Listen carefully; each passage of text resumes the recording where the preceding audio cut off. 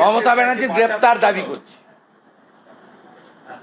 NIA কে আক্রমণ করা মানে বাবা সাহেব আম্বেদকরের সংবিধানকে আক্রমণ করা। এনআইএ কে আক্রমণ করা মানে হায়ার জুডিশিয়ারিকে আক্রমণ করা। ভূপতিনগরের কেস কে ট্রান্সফার করেছে? কলকাতা হাইকোর্ট করেছে। আপনি কাকে চ্যালেঞ্জ করছেন? উচ্চতর আদালতকে চ্যালেঞ্জ করছেন। আমরা কেউ বললে তো কোর্ট কন্টেম্প্ট হয়ে যেত।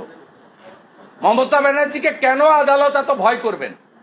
কেন তার বিরুদ্ধে রুল হবে না? যেটা মহামান্য বিচারপতি নন্দীগ্রামের মামলাতে কৌশিক চন্দ্র মহোদয় 5 লক্ষ টাকা ক্ষতিপূরণ ওর কাছ থেকে আদায় করেছে।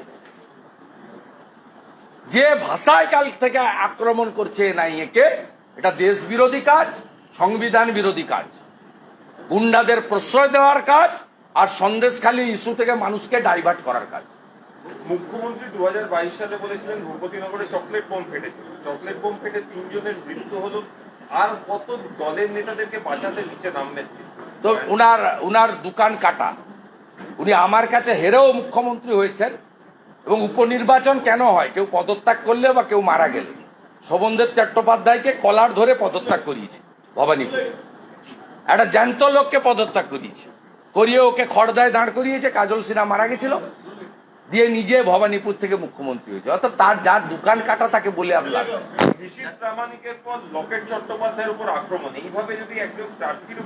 এর জন্য ইলেকশন কমিশনকে কড়া ব্যবস্থা নিতে হবে। দুদিন আগে স্পেশাল অবজারভার এসেছে, কালকে পুলিশ অবজারভার এসেছে। আমরা কালকে মিট করব এবং অ্যাক্টিভ করতে হবে ইলেকশন কমিশনকে। আমরা যা যা বলার করার তথ্য প্রমাণ সহযোগে দেব। এখানে কেউ প্রার্থীরা যেখানে সুরক্ষিত নয়, ভোটারদের সুরক্ষার তো কোনো প্রশ্নই নেই। আরো একটা বিষয়, আর না, দাদা দিলীপ ঘোষ অভিযোগ করছেন, কুণাল ঘোষ অভিযোগ করছেন যে দিলীপ ঘোষই হারাবেন অগ্নিমিত্রা পালকে। আমি এই নর্দমার কিটের কথার উত্তর দিই না। নর্দমার কিট 8 থেকে 80 চোর বলে ওকে। আমি কখনো ওর প্রশ্নের উত্তর দিই না।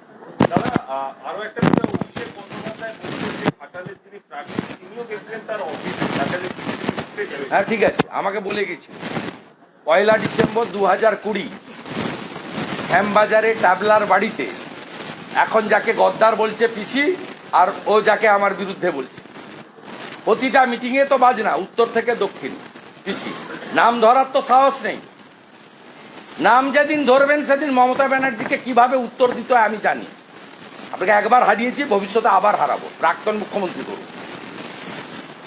হিরণ আমার যেমন পা ধরেছিল প্রশান্ত কিশোর ভাইপো সৌগত রায়, সুদীপ বন্দ্যোপাধ্যায় পা ধরেছিল 1 ডিসেম্বর 2020। এখন যাকে কালো বলছে তখন তাকে বলেছিল হিরে।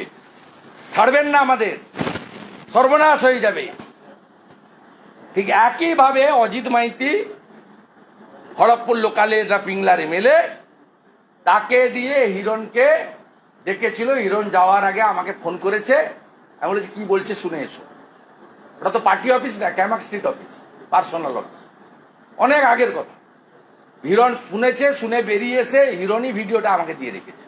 ওখানে ভাইপো যা যা বলেছে ওটাও আমি লিক করে দেবো। ও সিসিটিভি যেদিন ফুটেজ লিক করবে সেদিনকে ওই মিটিংয়ে দেবের বিরুদ্ধে কি কি বলেছে হিরণকে, সেটাও আমি পাবলিকলি করে দেবো। বের করতে বলবো। আজকেও আবার অভিযোগ করছে যে কেন্দ্র বাড়ি তৈরির টাকা দিচ্ছে না। ডিসেম্বর থেকে রাজ্য বাড়ি তৈরির টাকা দেবে। ডিসেম্বর থেকে টাকা দিবে কেন? কোন ডিসেম্বর? মানে ভোটটা হওয়ার পরে?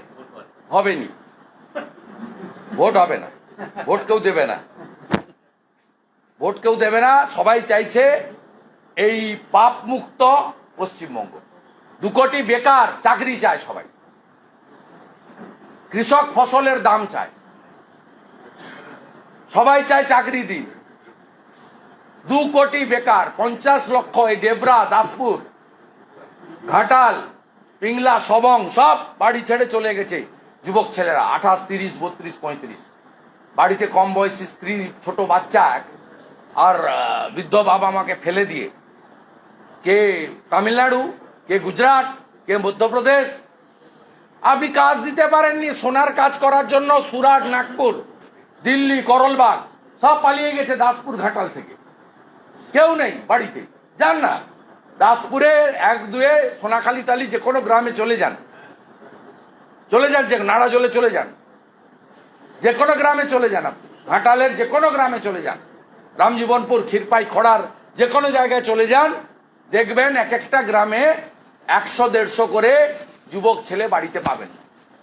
ফাঁকা বাড়ি, বৃদ্ধ বাবা মা, কোথাও স্ত্রী আছে, কোথাও আনমেরেড, ওইসব বাড়িতে সব মহিলাদের দ্বারা, বয়স্ক লোকদের দ্বারা। এই কঠিন যন্ত্রণার হাত থেকে বাংলা বাঁচতে চায়, আর আপনাকে আর ধার করতে হবে না। দয়া করে পিসি ভাইপো 1,98,000 কোটি ঋণ রেখে গেছিল সিপিএম, আপনারা মিলে 6,93,000 কোটি টাকা ঋণ করেছেন। ভবিষ্যৎ বাংলা কি হবে? জন্মগ্রহণ করলেই 34,000 টাকা মাসে ঋণ নিয়ে জন্মাচ্ছে। একদিকে ঋণ করছেন, ওদিকে ভিক্ষা দিচ্ছেন। ভারতীয় জনতা পার্টিকে লোক চায়, ডবল ইঞ্জিন ছাড়া বাংলাকে কেউ বাঁচাতে পারবে না। আমাদের ভিডিও ভালো লাগলে লাইক এবং শেয়ার করুন। কমেন্ট সেকশনে গিয়ে জানান আপনাদের মতামত। আরও ভিডিও পেতে আমাদের চ্যানেল সাবস্ক্রাইব করুন এবং প্রতি মুহূর্তে খবরের আপডেট পেতে প্রেস করুন বেল আইকন।